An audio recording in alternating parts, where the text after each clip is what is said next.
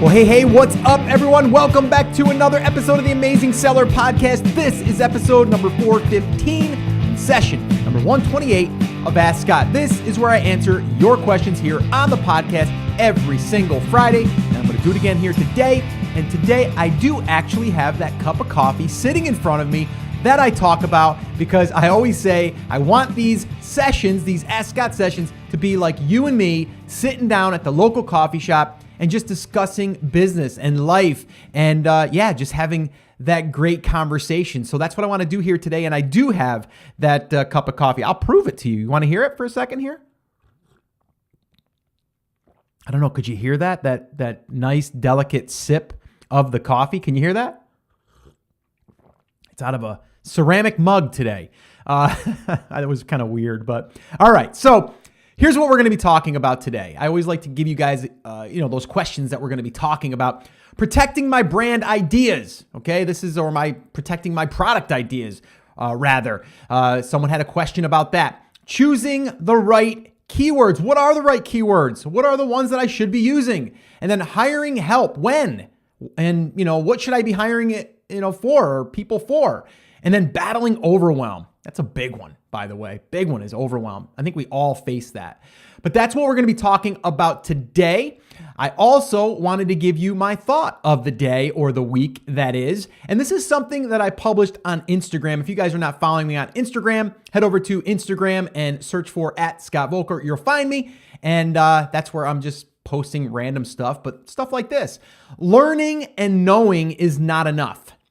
You need to take action. And I actually took part of that from another quote that someone else had written.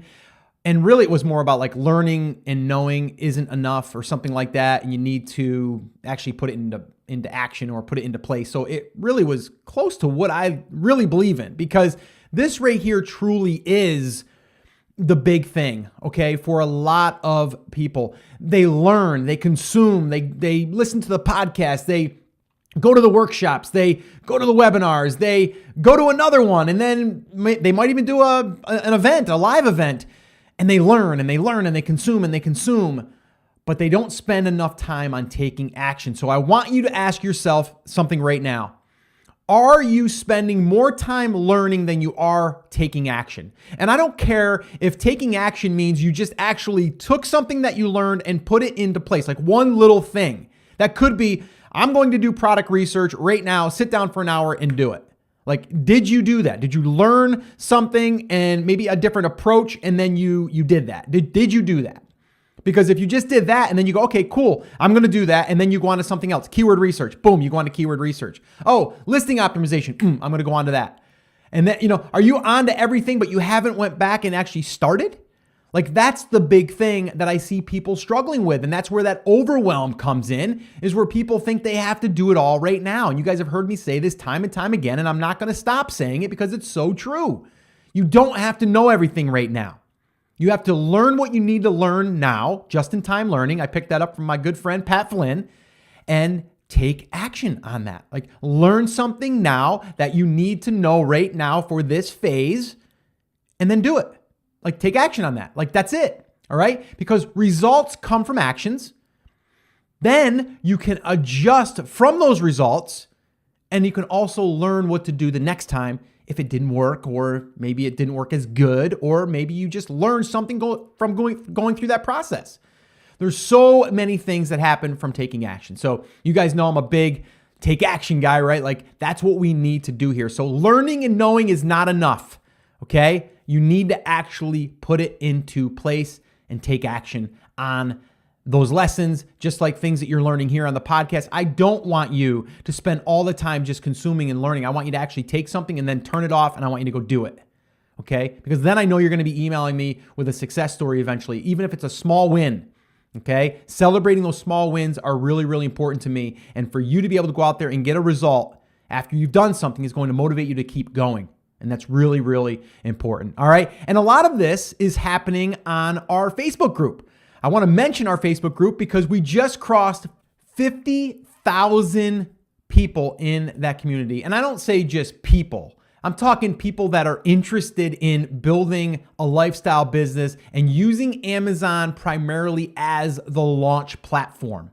All right. That is our Facebook group, our TAS Facebook group. If you're not a part of that, be a part of it and go over there and just request to join. And it's totally free. It's a resource there for you to be able to learn from other people that are asking questions, or maybe they've already asked questions and you can just use the search field and search for your topic of what you want information on, and then learn from that. All right. So go over there, check it out, theamazingseller.com/F as in Frank, B as in boy. And the last thing I want to mention, actually two things I want to mention before we jump into today's first question is, number one, if you are brand new to the show, or if you want to ask a question in an upcoming Ask Scott session, head over to theamazingseller.com/ask, and you can do that. You can leave me a voicemail there, leave your first name, where you're tuning in from, and then the brief question, and I'll do my best to air it on an upcoming show. The other thing I want to mention is, again, if you're new or if you wanted a condensed version of how to get started with your first product and get it launched on Amazon, okay, you're going to want to go to one of our workshops, okay? I do these live workshops. You can register for an upcoming one by heading over to theamazingseller.com/workshop. And that'll take you to the upcoming workshops where we go over exactly how to do that. And I condense it down, all of these episodes that I've done, I really condense it all down to 5 phases. And I walk you through all 5 phases. We go through product selection, we go through sourcing, we go through the pre-launch, we go through the launch, and then we go through promotion. And everything is discussed and everything is outlined there. It's kind of like your little roadmap that I do in about 90 minutes. So definitely go check that out if you're interested, or if you've been to one of those and you want to come back and hang out, and maybe we'll answer one of your questions there or a few of your questions there. We always hang out for live Q&A there as well. So theamazingseller.com/workshop. All right. So what do you say, guys? I'm fired up, got the coffee in hand. You guys are here. Let's go ahead and listen to today's first question, and I'll give you my answer. Hi, Scott. This is Angel from Orlando, Florida. I have a question for you. But before that, I want to personally thank you for all the hard work and support that you give to the community. I personally appreciate not only the coaching, the motivation, but inspiration. So the question is, after listening to you for about a year now, I finally came up with this product that I want to private label. I already have the image done through Fiverr. Now I'm stuck on how to pick the supplier. So I have no clue. I'm thinking Alibaba, AliExpress, or Made in China, sending my idea to one of them, but I'm afraid that they might copy or might steal it. But so that's why I'm reaching out to you to see if you can give us some guidance on how, once you have that idea on paper, how to get to production. I would really appreciate it. Thank you so much. Have a good day. Well, hey, Angel, what is up? Thank you so much for the question, and thank you so much for being a listener, and I really do appreciate it. I did want to also send out a little bit, depending on when you're listening to this, but we just had a major hurricane, and I know Florida was the one that was hit really, really bad. So I just want to send my thoughts and prayers out to everyone in Florida. My father, who lives in Florida, actually had to relocate a few different times. First, it was going to be hitting where he lives, which is near Orlando. And then from there, it moved to where it was definitely going to be hitting in Tampa. He had already stationed himself in Tampa because he knows someone there. And then from there, he went and relocated back up towards, I think, Clearwater. And so he was all over the place trying to dodge this thing or get into the safest location. So it was definitely close to home here for us. We didn't get much here in the Carolinas. We got a little bit of wind, actually, the time I'm recording this last night, which was pretty aggressive, but no trees down that I am aware of and anywhere's in my yard. So we're good. But we did have some high winds and some rain. So I just want to send my thoughts and prayers out to everyone that did experience that, and I'm wishing you guys all the best. Okay, so let's dig into this question, and I've had this question before, and here's the thought process for a lot of people, okay, is I've got this product, I'm going to make my product better, okay, and I'm going to send it to a supplier, and then they're going to copy my idea and they're going to sell it to other people. Now, is that a valid concern? Maybe, okay, maybe, but probably not. Here's the deal. And I forget where I read this, but or found out this statistic, but like 99% of the products that are out there in the, online or offline or just regular physical product space are not new products, right? There's going to be products that you put your spin on that will make it unique to you or to the individual, right? I get it.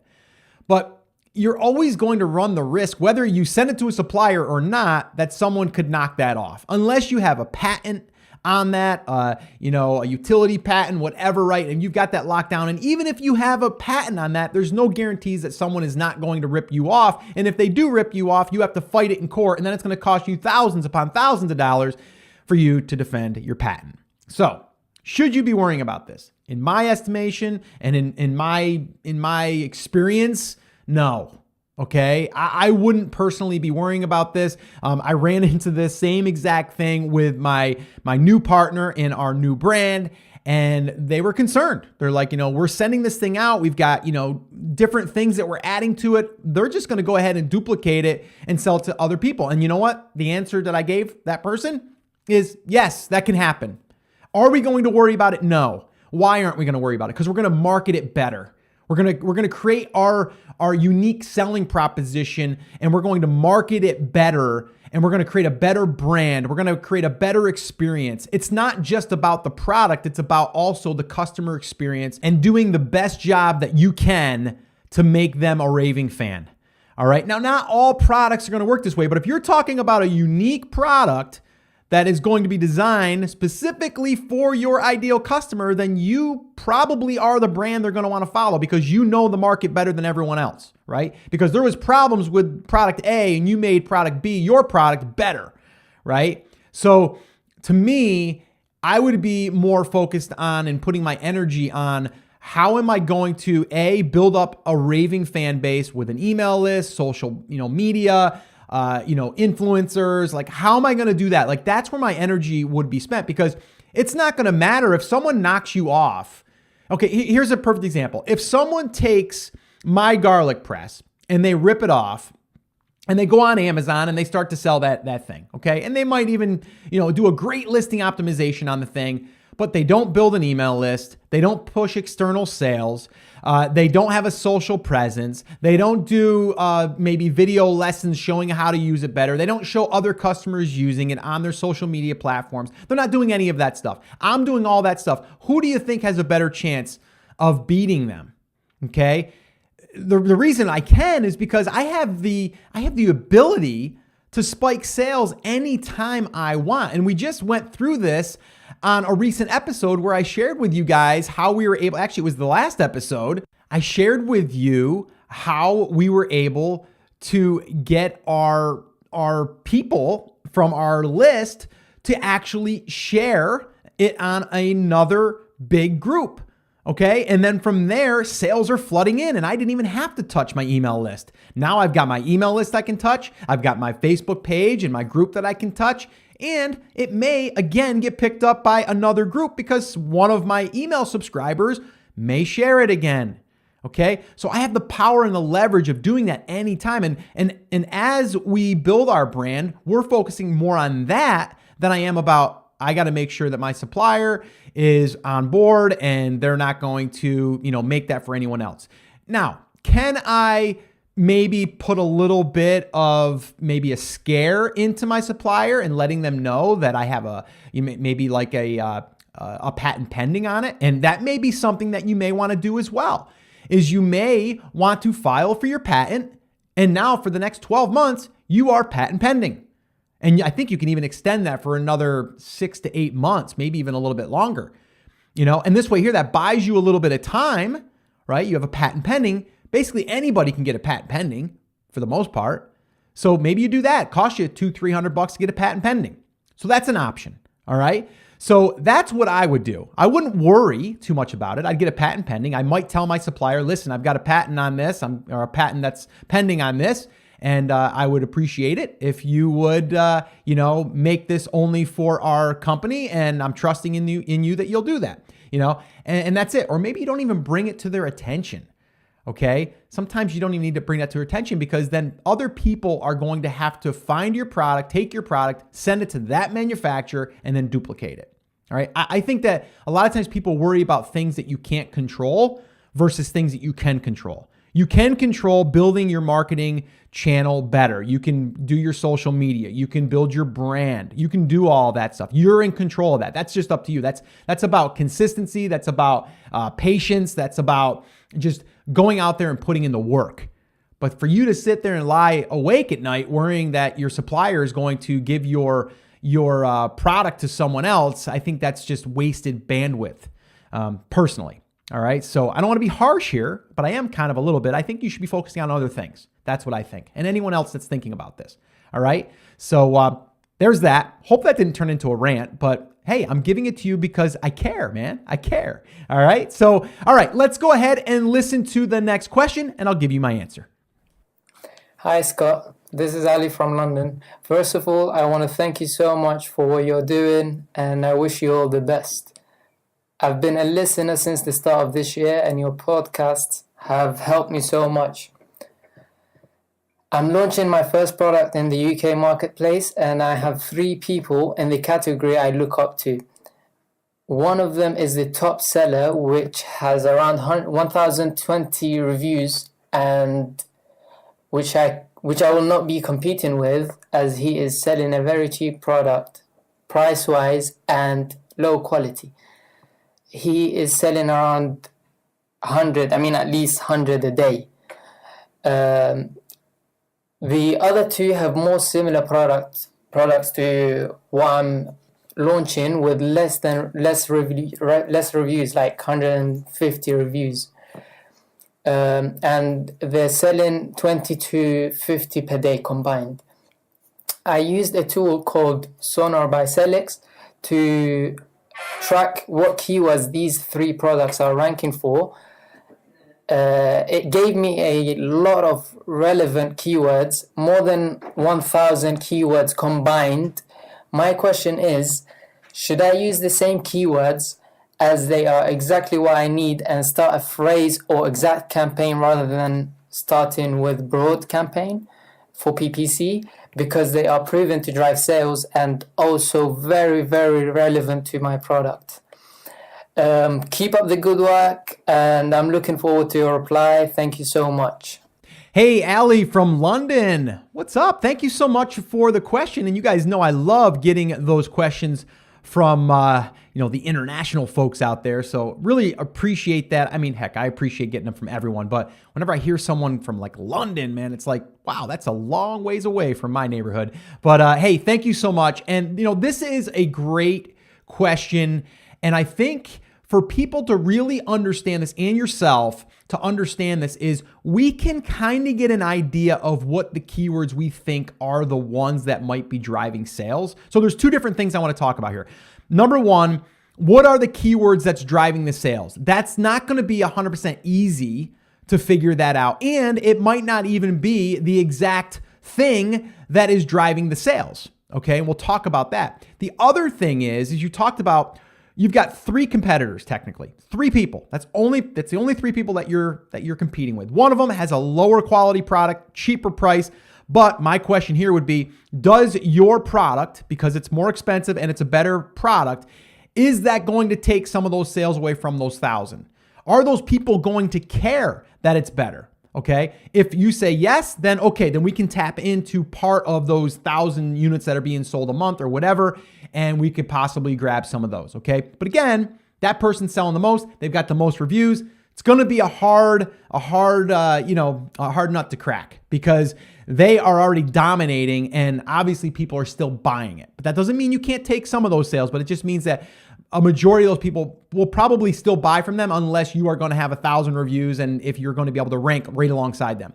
Now, the other 2 that you said, they're a little bit more in range, right? But how many sales are they? You said 15 to 20. So I don't know if you said combined or if you said separately. If you said separately, let's say it's 20 each. Okay, so that's 40 sales. So now you need to be able to rank right in there with those guys in order to grab 40 sales. Okay. And then out of those 40 sales, you may get, I don't know, maybe you'll get 10 of those sales, maybe 8, because now people are going to have 3 choices, not including the first one. That would be 4 choices. So I'm not really seeing depth here, to be honest with you. Now, I could be wrong. Maybe there's not enough depth because there's not enough competitors. But if there was, I would think, this is my common sense kicking in here, is like the number 1 spot, cheap product, low ticket price, they're selling the most. Then you go to the second and the third, they're selling 15 or 20 a day. Let's call it 20 a day. So that's 40 sales combined between the two. That's all I got. I've got 1,040 sales. 1,040 sales between those 3. That's all I've got. And 1,000 of them are coming from the cheap product that's got 1,000 reviews. So me personally, I would say it probably doesn't have enough depth in the market, and there's not enough proof there for me that if I go there and land a spot right below those guys, that I'm going to grab any of those sales. Okay. Now, what could happen is you could do exactly that. You could get ranked there, which would be easy to get ranked there because there's not a lot of competitors. You're going to optimize it well. You're going to probably build a launch list, or you're going to go out to an influencer. You're going to get an influx of sales, and you're going to be able to rank there pretty easily. That wouldn't be that hard, okay, to land in the second or the third spot, okay? You start to get a few reviews, no problem. But the question is, at that point, is your product so good that the people that, or the competitor that's got 1,000 reviews that's selling 1,000 a month, if that competitor, if you're right under them and if they see your product, if they're going to buy your product instead of the other one because yours is so much better. That's something I can't answer. That could happen, but my gut tells me that probably won't be the case. Sure, you could grab some of those, but it doesn't mean that you're going to grab maybe what you think. The other thing is if someone sees 1,000 reviews and they see 10 reviews, they're going to go with 1,000 reviews, especially if now you're competing against reviews. So that would be my thoughts on that. I would rethink this. And I would also maybe look at the keywords that you're looking at. If you're finding that your keyword that you're searching for is, let's say, garlic press, and you're looking and that's the results you see, but if you went stainless steel garlic press, you're going to see maybe 10 results, then we may be able to see more depth because now it's not just a garlic press people are searching for, they're looking for a stainless steel garlic press. And that would be the keyword you would want to target. Going into your next question, which was, what keywords do I want to use? I'm looking at my competitors and it looks like their top 3 keywords are X, Y, and Z, right? Let's say garlic press, stainless steel garlic press, and long handle garlic press. Those are the 3. But how do you know, even though we have tools out there that can say, and they can give us a guesstimate of how many sales are being generated through a keyword, that's kind of really hard for me to judge anything on that information, okay? So I don't know that you should base your decision on a keyword by how well it's ranking and how well they're ranking for it. Because like I said, if they're anything like I am and like we are in our new brand, you're not going to be able to tell that because our sales are not necessarily coming in from everything organically within Amazon. We're driving external sales every single day that you're not going to pick up on a keyword. It's just not going to happen because people didn't search for it and found it. So everyone is basing their decision on Amazon and I'm going to search for stainless steel garlic press, and that person that's selling the most stainless steel garlic presses, all their sales are coming organically from Amazon. And that's not the case. Some are coming from sponsored product ads. Some are coming organically. Some are coming from outside channels, right? So I wouldn't base my decision on that. That's something that you're going to know probably 5 to 10 keywords, and those are the ones that I would go with. But I would not base my decision on, oh, if I can rank for stainless steel garlic press, I'm going to get exactly the number of sales they are because that's the one that they're ranking for, and that's the one that all their sales are coming through. That's not what I would do. All right, so hopefully that answers your question. That was kind of like a 2-parter. I know you didn't ask for too much of the product depth area there, but I think that's worth mentioning. All right, so I would definitely look at those numbers. All right, so let's go ahead and listen to one more question for today. We'll wrap this baby up and you guys can get on with your day. What do you say? Let's do it. Hey Scott, this is Adam. I met you a couple weeks ago in Fort Lauderdale at the TAS meetup. It was really fun. I'm shouting out from West Palm Beach, Florida. Now, Scott, I have two big questions for you. One, right now, I'm kind of getting bogged down with just having so much to do in my business, whether it be launching the product, sourcing it, advertising, pay-per-click, product detail page, pictures, whatever it may be. It's kind of becoming overwhelming. I was just wondering, do you use any VAs or any help in order to really help you run your business? Because I'm pretty sure that you're not doing this all by yourself, and it's very difficult too, I could imagine. And do you have any tips to hire VAs, or like when should you know when to hire, etc.? So that's my first question. Second question is, Scott, do you think it's too risky for me or anyone else that's in private label to reach out to YouTube influencers or Instagram or whoever with a lot of followers and have them review the product, or ask them to review the product before you even have the launch completely ready? Like, for example, right now I'm in the sourcing stage, but it's I'm not sure like if I'll be ready, let's say, for a person with 100,000 or 200,000 subscribers in order for that influx of traffic from a YouTube video. I'm not sure if I would be ready for that on my first launch. Do you think that's a good idea? Should I do it? Yeah, that's my question. Thank you.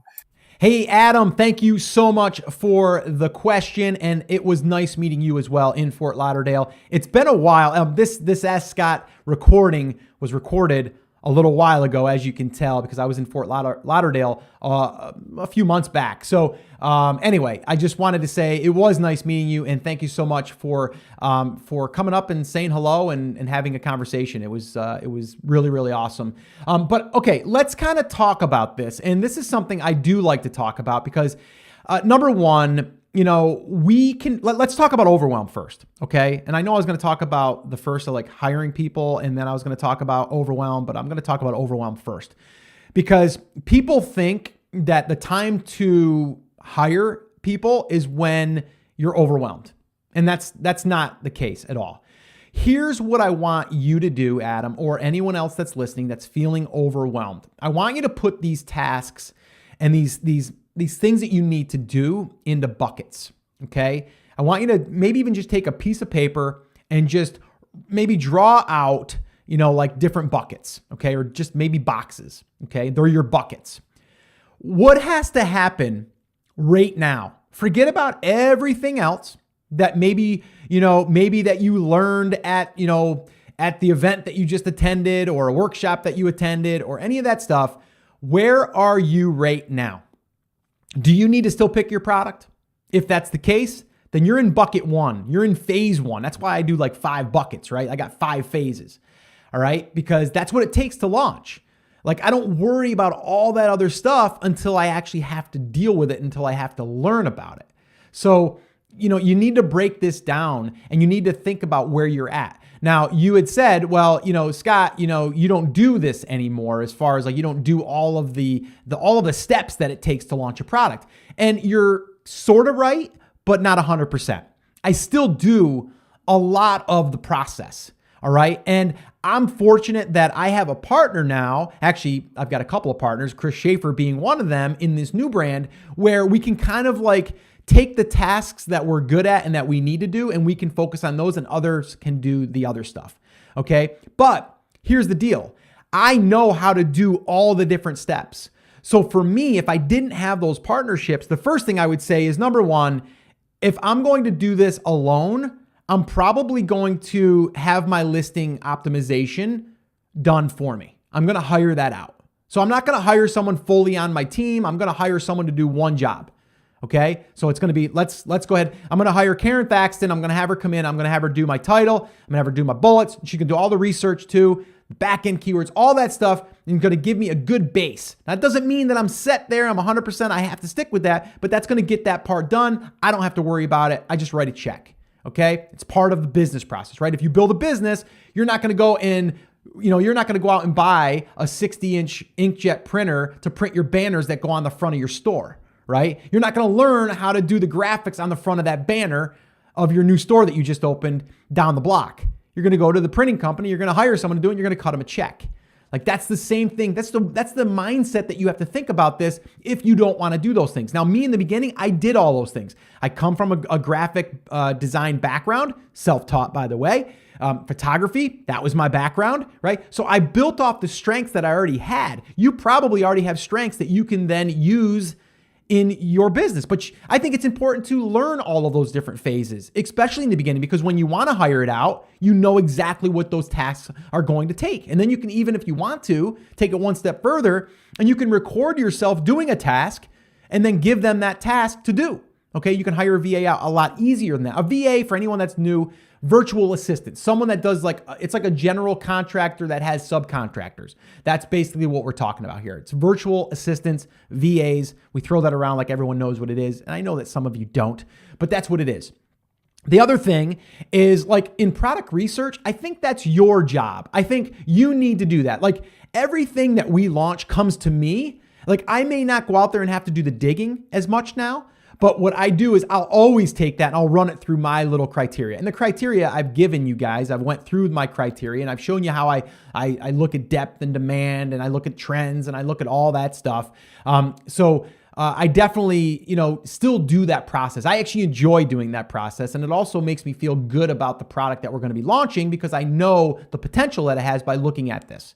All right. So that's one skill set I think that everyone should have. And I don't think you should sub that out at all. Okay. But then when you get into the other stuff, creating your logo. Yeah, you don't have to do that. Actually, I've just partnered with Outline-Matic. Again, great resource.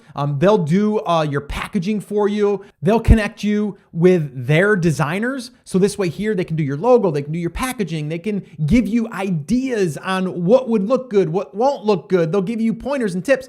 So I would definitely recommend those guys. I'll throw a little plug in here, theamazingseller.com/graphics. They're also on my resources page.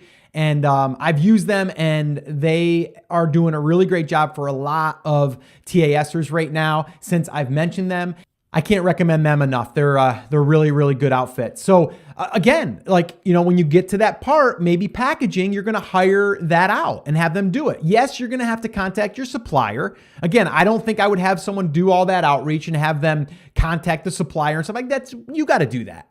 All right, that's something that I think you have to do, but you only have to do that when you get past phase 1 of the product selection phase, right? Don't get overwhelmed with contacting the supplier and the freight forwarding and all that stuff.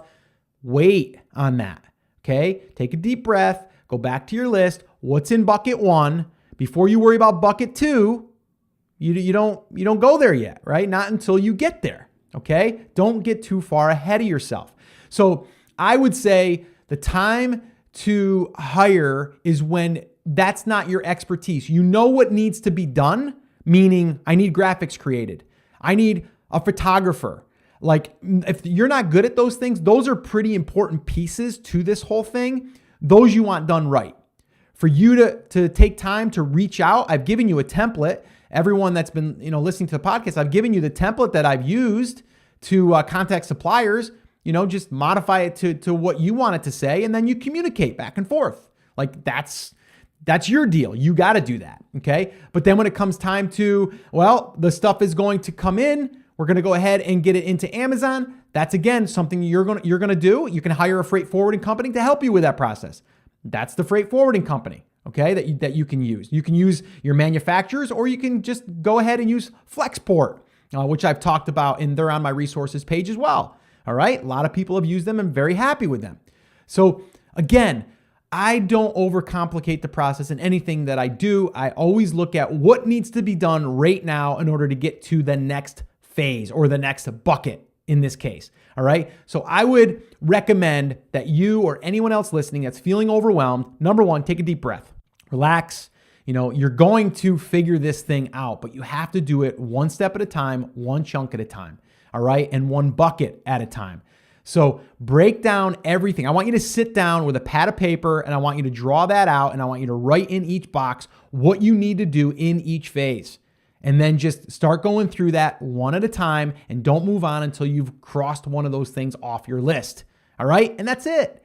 And then once you get through that, then you can say, all right, now I'm going to start looking to get this thing done or this job done because I don't want to do it and I don't know how to do it because I'm not good at it.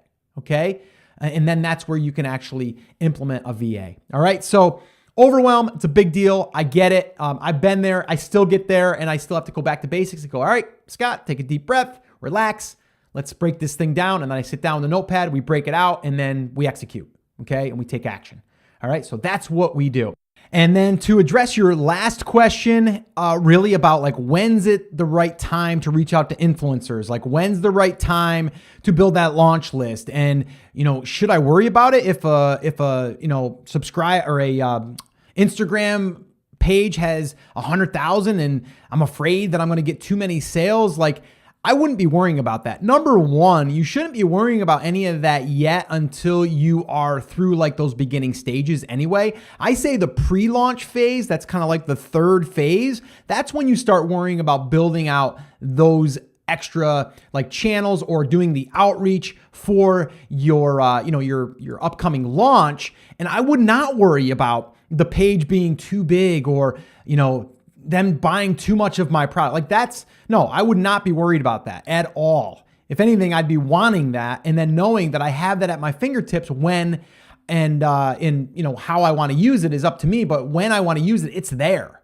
All right. So no, I would not worry about that. But again, I think you're a little farther ahead than you should be. We got to get through those initial stages and then we worry about this right here. And that's reaching out to influencers, building the email list and all of that stuff. All right. So that is pretty much going to wrap up this episode of Ask Scott. Went a little bit longer, a couple of rants today, good rants, I hope. And, obviously out of me caring for you guys and wanting you guys to succeed. But, I feel strongly about a lot of these things. We tend to overcomplicate things and we tend to kind of just bog ourselves down with things that don't necessarily have to be really thought about until we get to a certain stage in our business. All right. So let me remind you guys, the show notes to this episode can be found at theamazingseller.com/415. You can find them all over there. And the one thing I want to do here today is I want to ask you for a favor.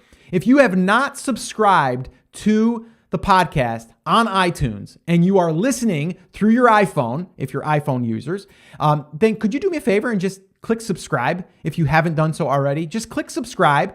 So this way here, you can get all the updates directly to your phone.